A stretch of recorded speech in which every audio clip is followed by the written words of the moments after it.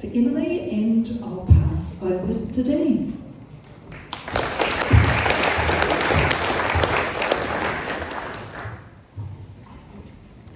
Hello. Welcome everyone here. I just want to acknowledge that I'm not speaking as the most affected person from the floods, and acknowledge that there's plenty of people locally in this room, you know, my neighbours, people across the river, the hop growers that were really badly affected in the floods. So yeah, I'm not here in that regard. I'm just here as someone who's been sort of a little bit involved with the community in the river, and to share sort of my experience with the river, which is pretty recent, but yeah, bear with me. So I'm no expert, but I've farmed next to the river, and I've been there for just under 20 years, and acknowledging that a lot of other people have been alongside the river a lot longer than I have, and they've seen it, and we've got to you know, take their experience as part of our learnings. Yeah, we farm on the river, and not long before I got there, we sort of made a decision to invest in farming on the lower terrace, invest in more infrastructure. You know, I had seen the 83 flood. I grew up in Waimea West, just out of Brightwater, and I'd seen the 83 flood as a kid, and seen how big it was, and I remember it was a big one. And just after I'd sort of started the farm and we'd made some investments down there, I started looking into how big the 83 flood was, and the Motueka River and Tapawera, and realised that you know, our whole bottom terrace was underwater in 83, and that we've just invested a lot of stuff down there, and we better think about what we might do to be resilient, or you know, try and protect that. So you know, thinking through what we can do as landowners. You know, wandering around the farm, you have plenty of time to think. You pick up a shovel, you pick up a crowbar, and propagate a tree, jam it in the ground, dig a hole, make a stop bank, all these kind of things. And I know a lot of you have been through that, thinking, what can we do? You know, I sort of thought through all that, and there's plenty of options. We did a few, we tried some things, and some of them worked, and we'll talk about them a bit more later on. But you know, here's a kind of list I just rambled through pretty quick, and you know, part of that is engaging with our community and working with other stakeholders and people that you know, try and influence some of the decision makers, and where you know, our community spend and effort goes, perhaps. So you know, one of the things was engaging as a community. You know, not long ago, I think it was August 22, we started having some quite small floods that were coming way out of the channel and causing you know, damage to our farm and our margin, and particularly people across the river and other neighbours. So Dave, my neighbour, actually organised a local get-together at his place to talk about, you know, how we might mobilise our effort. So we formed a committee. We're talking about sort of our section of the river, which is the upper Motueka, and you know, I'm sort of going to pick on that a little bit, so respect to everyone in the other catchments and further up and further down, but you know, we're sort of talking about from the Wongapeka confluence to the Kahatu Bridge as a, you know, a geographic section of the river that behaves a certain way in different other parts. But we got together and formed a committee with the idea of you know, taking a voice to council and airing the community's ideas, those that you know, that we talked to. And we did that for probably 18 months, and the council was, you know, quite forthcoming in that dialogue. And then I presented to the council works committee, or operations committee, I think it was, and it says June 23. And I just want to highlight some of the things we talked about then. You know, the two key takeaways that we wanted to get across was, you know, one as a river management tool that, you know, it's really hard work for those guys. We haven't got much money to spend, you know, and there seems to be a lot of groundwater in the river, particularly in our section. And we highlighted the E2 report, which was recently out, and council commissioned report that highlighted exactly that in particularly our reach, there was, you know, aggradation of river gravels over time, and basically highlighted that if we didn't do something about that, the river would change course and, you know,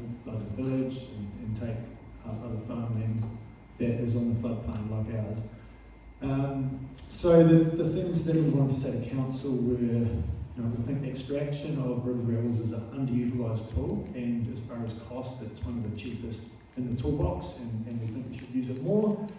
And the other thing was planting, going back to the catchment board guys and the good work they did. We have a lot of that on our margin, and it was starting to disappear. The big sections of river with no margin, or no vegetated margin left. So we advocated for planting up the margin for protection. We suggested that all engineering work should be planted as they go, while the people and the gear and that they're planted before you move on. Don't make the excuse of them to come back a year later. We talked about the nursery for trees, that shouldn't be a barrier, there's heaps available, people can do it themselves. Anyway, that was a couple of things. The other thing, we were a little bit concerned about the engineering team, the river engineers, their reporting channels through to what we, rather than the engineering or operations manager, they were part of the environmental section, and there's a little bit of conflict there. The 25 flood, as I say, we all lived it. We have damage on our farm, but lots more were worse affected. 2 in a row was a real headache, obviously, but maybe quite good they came together. So since then we've been in the response phase, and I've got some text here. I think it's actually going quite well, and just wondering what everyone in the room thinks about, I guess I'm talking about the council response as a community response. Has anyone got a grade, A to E, that they think the council are doing, or our community is doing? Any takers? No one? I just want A to E. What do you reckon? Good or not good? Anyone? I don't think it's real bad. I think they also got onto the rivers and got to clean up and stuff too, and it seemed to be really good underneath the emergency response period. It was just go and do what we need to do. No, keep getting held back and all that, do this. Someone give that man a cookie. Well, that's kind of my thoughts as well. So, what have we got there? Fast action on infrastructure. I think the response was really good. We saw people move into action pretty quick, fixing up infrastructure. I drive through, bridges that had abutments washed, through Dovedale where it's pretty badly hit. And a lot of that stuff was fixed pretty quick, and it's still getting fixed. And I know the council have got, a long-term plan, and it's a big job. And, I'm extremely thankful for some of the work that we've benefited from, and that we can all get around and stuff like that. So I think it's, I'd give a tick mark for the response in general. And I totally agree with this gentleman that, it looks like the progress has been a lot easier under the emergency recovery period. And, be careful what I say, but with some cynicism, I'd say we're still under that recovery period because it works so well. And, that's a question here. So, some of the things that we're not so happy about, there's some crosses there. We've been advocating for gravel extraction as a tool, and there was a little bit of comms from the council, saying that was a myth, and we felt a bit aggrieved as a community, and I was disappointed, and probably a bit more than that, and I know some others were. It was kind of like people that have lived on the river for decades, seen this, telling their story, trying to influence the council, being told that you guys don't know what you're on about. It's not like that, we're not going to do that. So that was pretty disappointing.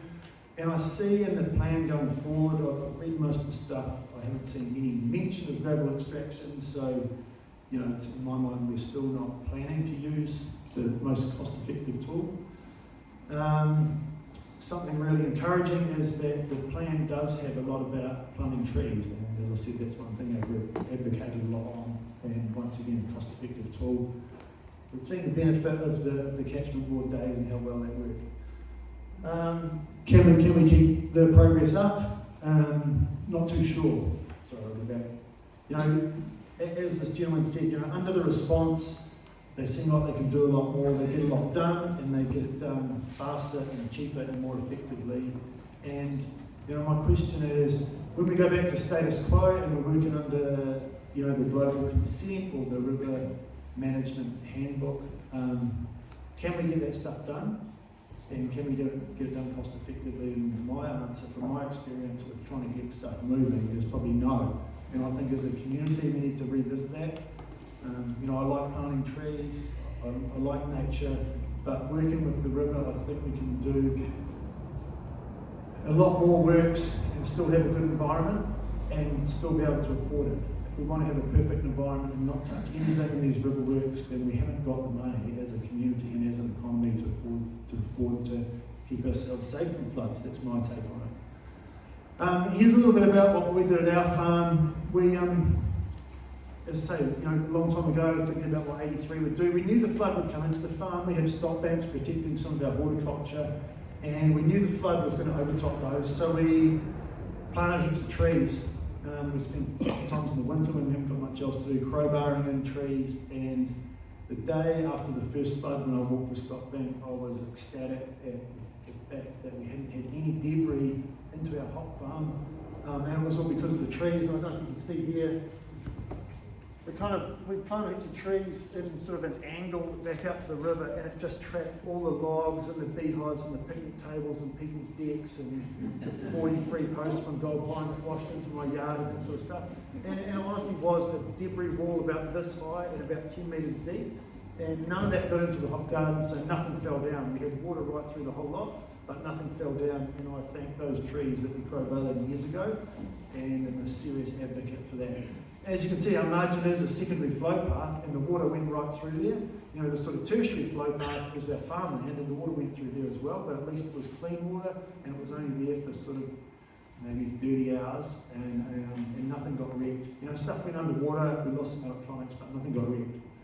The other thing was our stock bank. So on the left, we've got a stock bank that we retrieved from stocking, and we did some work. It's pretty nicely rounded, and it's got trees on the upstream and some trees on the downstream. And that stock bank was breached in multiple places, like 20 plus, and it generally all held together. So the water went over it because it was all rank grass and protected by the trees and stuff. It didn't erode on the downhill side, and the water went over it for however long, maybe, I don't know, 6 hours or something, and it didn't blow out. In the right-hand photo, you can see a piece further down the farm, and there was a small piece of the section that was inside the fence, so effectively stopped. And although that was the same height, it was eaten to the quick, and it was a little bit eroded, and that's the only place that it blew out. And it blew out once in the first flood, and we fixed it, and then it blew out 50 metres away in the second flood. So all the de-stocked piece of the stock bank that was really well vegetated, let the water over it and held together. The only place that it was over the fence and stopped, that eroded. Now, it may be chance, but having the rank grass and all the trees and stuff basically saved our high-value horticulture piece. We got the water, we didn't get rubbish, we didn't have any major erosion there, and extremely thankful. And I think that's some of the work we did years ago. So we're really happy about that. So, just briefly, my learnings are, we have to engage as a community. You have to have your say regularly on council policy and how they operate and stuff like that. They have all these opportunities. A lot of them are online, unfortunately, where you've got to go through and have your say on the regional plan or the 10-year plan and that sort of thing. We do have to engage, and if it means getting together as a community, you've got to have your say, because there are people on the other side of the other end of the equation, whatever your end is, that are having their say, and if you don't counter that, then you'll get left behind. So, one, engage as a community, work on that. The two is stuff you do on your property can make a real difference. Stuff we did, thankfully did work, and some of it's luck, but I think some of it was the fact that we put some effort in ages ago. What was the last bit to say? Oh yeah, so the number 3 is sort of what I said before. I don't think, and our group of community people don't think that managing the river under the current framework is workable and particularly not affordable. If we had more money, it may be workable, but we don't want our rates to go up a whole lot. The council doesn't want to have this as a massive spend, and we think that to do it affordably, to protect our farms and our homes and things, we need to change the spectrum. Whether that's change the rules or whether it's when there's a grey area in the rules, we need to swing a little bit more to the right-hand end of that decision than the left-hand end. That would be my first take on it. I just don't think if we carry on, once the response period's over and we go back to status quo, we won't be able to manage the rivers. And another point on that is that some of the reaction and the tidy up from the flood, is actually preparation for the next one. I'm hearing in some of the catchments further down the Motueka, particularly the Brooklyn streams and stuff I looked at the other week, that audience has been involved in. Under the response, they've been able to get in and clear some of the damage, but also clear some gravel and maintain the channel in preparation for the next event. And my question is, why do we need a storm and a response to be preparing for the next one? And that's the question. Why couldn't we prepare in the status quo? Why do we need the reaction to prepare? So I guess I'll leave that. There we go. Right, questions. Let's say we've got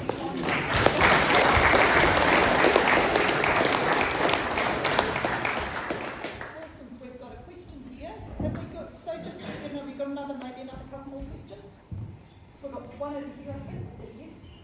No? No. Right. Yep, it's got a couple in the middle, Lucy. Yep. Dean, that was really good. I'd like to see a show of hands, Dean, on your number 3 there, because what you hit on number 3, I think, is exactly where we're at. Can you read out the But it was like I was saying, if we go back to the status quo of the global rivers consent, as I understand it, and effectively the rivers management toolbox or framework, I'm not sure exactly, and I'm not super close to this. I don't know if it's changed recently or not, but we're doing some really good reaction work and actually some proactive work in preparation under the recovery framework. And when we go back to the status quo, I don't think we can achieve the same thing. So if that's what Noakes is on about, I'm a hand up.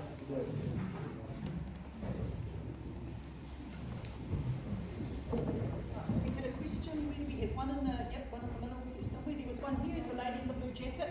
It's just here, sorry, I can't see your name tags. I've hidden it. Oh, she's hidden it. It's a hidden it, there you go. Oh, thank you. Just a really simple question. You're talking from large farming scale, but I guess being a smaller landholder that was affected, getting any communication or advice as to how to prepare for future events has been nil. So, where do we go as small landowners to get advice? How do we prepare wisely for future? Well, I'm not sure I'm the person to ask that, but some of it's not that hard. I'd say the vegetation is the easiest tool in your toolbox. To plant those trees, we cut them with a pair of loppers, I think. Cut some from another farm, and I brought up a trailer load, and we planted them with a crowbar. And then once they grew, we kind of cut the tops out and keep going. We didn't do it all that. Sometimes tailors, they had a digger doing some work, and they banged them with the digger. But yeah, you can do. So you can vegetate your margin, and I'm not saying block the margin. I'm saying make the margin resilient, so the water can go there and it can be clean and the stuff can hold together. You can do that. Yeah, you can do that with a crowbar and a pair of loppers. Now we've got a neighbouring water source that's on private land, that's not river, stream fed, but it's on someone else's land. How do we then, if it affects us like it's chat to them. I've said to our guys, often what you do on your property is protect yours and also your downstream neighbour. Unfortunately, my downstream neighbour was hit really hard in the floods, although we tried our hardest. But it's a community thing, isn't it? You chat to them. I don't know. Maybe they wouldn't mind if you did something, if you told them what you're planning and they were up for it. Not sure. Question over here. So just a comment.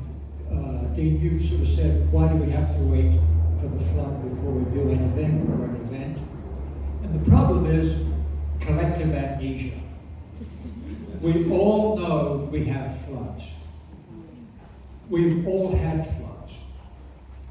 But the problem is that we forget about floods and other events very quickly as a society. And that's why these events remind us. And then everybody gets wound up about it. And within 10 years, everybody's forgotten about it. And that's the answer to why do we need events. Yeah, well, like I had on the thing, you know, when Dave had his meeting and got us together, you know, we were having regular, you know, less than annual, you know, reported in the gorge and at Woodstock as less than annual floods that were, you know, inundating pasture and eroding the banks and stuff. So it became so regular that we couldn't figure it out. Every time we got a heavy rain warning, you know, I'd be sitting up watching the gauges, and great resource by the way, kudos to TDC, the gauges are an awesome resource. Doesn't help your anxiety when you're watching the numbers and they go red and they go high. But you know, we every time the heavy rain warning, we were wanting, you know, what's going to happen in the morning. So it was pretty regular. I guess that's why we were spurred into action. But yeah, sorry, I can't add much to what. What would? Can I just? Sorry, I'm not as tall as. Okay, just pause there. If we could give Dean a wonderful round of applause for some awesome job.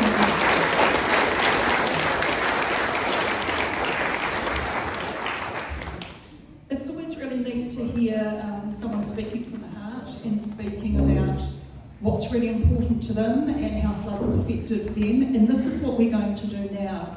We've got a space for you all to talk at your tables about how the floods affected you.